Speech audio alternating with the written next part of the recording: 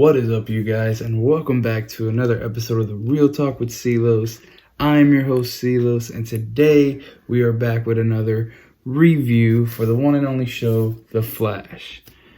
Guys, before we get into it, I know I cleaned it, it's gone, but it will be back. Gone, but never forgotten.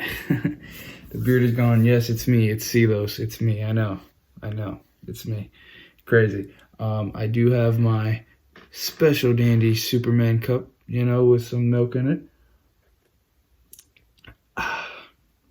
And of course, like every review that I do, I have my handy dandy notebook.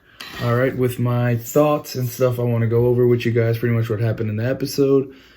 All right, so now without further ado, you guys realize that it's me. Let's dive right into our review. Okay, guys. So for this episode, was a good episode.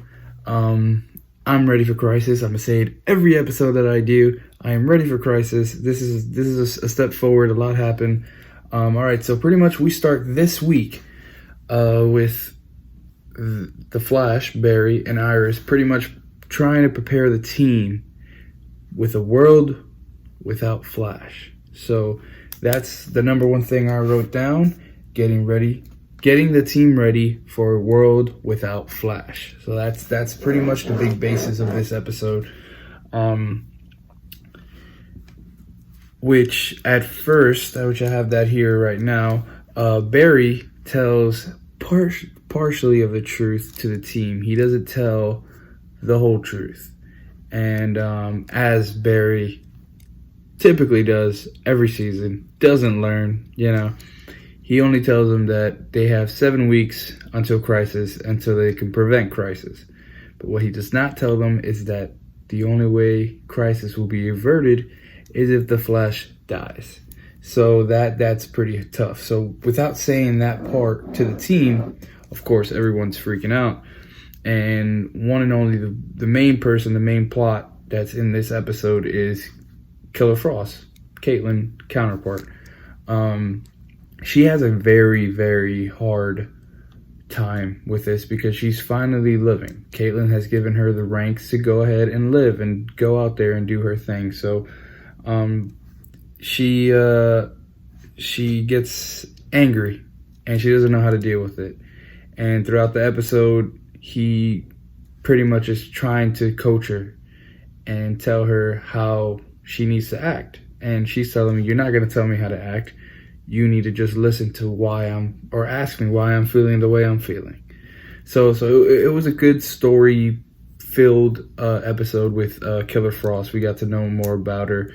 I don't know. I kind of like Killer Frost. I like Killer Frost over the whole Caitlin thing with her crying every 5 seconds. I get she's been through a lot, but it's just like at this point, Killer Frost is what we want. And I like Killer Frost. So that was cool. With this same note, Barry, later on, after this whole Killer Frost thing goes on, he finally ends up telling Cisco and Ralph and Caitlin, Killer Frost, the actual truth about what the Monitor told him and how he saw it. And so the team knows now. So that's the craziest. That's one of the big main crazy plots. All right, guys. So the main big bad for this was actually, I want to call him a zombie. A zombie because it's a zombie, but the actual bad is Ramsey and the Bloodborne character. He finds out this episode that he can control people with that. It's like a black ooze that comes out of his hands and it goes onto the person, and it pretty much just goes and hunts for black matter and it kills anybody in its way. He doesn't know that at first, but then they kind of have an encounter one-on-one and he realizes he can control it. And one thing I wrote down, guys, is that that Barry knows Ramsey is the bad guy, but the thing is, I feel like Barry's so focused on this crisis that's going on, he's just kind of like, dude, I don't have time for you right now. like, let me just put you aside. So that's something that you could tell that it's in the works. Like, you could tell he's just like, dude, Ramsey, I don't care about you right now, which is how we feel as fans watching the show right now. Not that we don't care, but it's just like, dude, we know what's coming. So Ramsey, you're non-existent right now compared to the crisis. So that was one thing I wrote down, that I feel like Barry knows that he's going to be the bad guy for this season, but he's just so like, dude, I'm focused on trying to save the world, including you. So that's pretty cool. The zombie pretty much, so the way the zombie, which is the big bad of this episode, the way to destroy the zombie, it was pretty cool. It consists of the whole Barry and Killer Frost thing, the coaching of living and stuff like that, and trust and everything. And she pretty much, finds out that the only way to destroy this dude, since he's already dead, is to blow him up. And they just put a whole bunch of black matter in him until the freaking point that it just blows his body into pieces and just black oozes everywhere. So yeah, that's another one. So I said to see this, but yep. So yep, Blackborn finds out he can control people. That's one I wrote. Another side story that was pretty freaking. It was all right, but it was funny because it's Ralph. I love the character of Ralph. I feel like it brings life, and all these actors, man, in the Flash, it's just, well, in the CW in general, they're all, I know a lot of them were in Glee and stuff like that, but they're just great actors, man. Drama actors, and make you feel what they're feeling on the screen. It's really crazy. So yeah, so the side story for Ralph was pretty much his mother has lied to him since he was little about her boyfriends, and she pretty much told him, oh, they're dead. And the reason why she's done that is because Ralph, didn't really handle it well, and she wanted to be strong.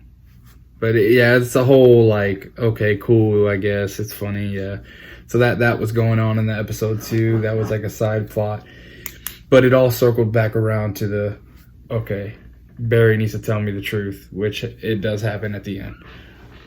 I do apologize if I'm rambling on and I'm, kind of all over the place. I'm trying to hit all the marks and stuff like that, guys. I'm still trying to figure out how to do all this. One thing that was pretty freaking cool this episode, and it ties into Crisis, is we meet the new Harrison Wells. And I don't know if you guys have seen it, but he has his new suit that's been released in the media, and it looks pretty badass. But his name is actually Harrison Nash Wells. And so what I have down here for him is that he pretty much goes through the different stuff of Crisis, and he finds he finds out the myths, and he doesn't believe in gods and all. He's like, dude, that's all false. That's like, I'm just coming on here. I want to figure out if these myths that people are saying are true. And that's pretty much what he did. And I believe, if I'm not mistaken, I read, or I don't know if it was announced, you guys can let me know in the comments, that he is actually from Earth 2. And that's how he was able to get away from Earth 2. But supposedly he's seen so many crises. But yeah, I believe he's still human. But yeah, that was one biggie that I wrote there. And at the end of the episode, we have a one shot with the new Harrison Wells, and he is back at the alley where he met Cisco and Iris, because Iris, new intern, told her, hey, look, man, it looks like Harrison Wells is actually alive. And so knowing Iris, she goes and she checks it out with Cisco, and they run into Harrison. But in that alley, in the sewer, there's something where he's like, there it is. It's like a radar thing that he's doing, and he's like, it's here. I see it. I feel it. And that we don't know what it is. And if you guys have an idea of what it is, let me know in the comments, because honestly, all I thought when I saw it was this has something to do with Crisis, and I'm just excited and I want to see it. So I would like more info. Let me know, guys. But yeah, that is all I have. Again, I'm sorry. I know I'm rambling and jumping around and stuff. That's pretty much how I kind of wrote this one. I got to be better on that. But yeah, guys, without further ado, man, I will let you get out of here. Please like, comment, subscribe. Let me know what you guys thought about the episode, or what you're most excited for and what you're looking forward to for this season of The Flash. So yeah, guys, without further ado, have a good night.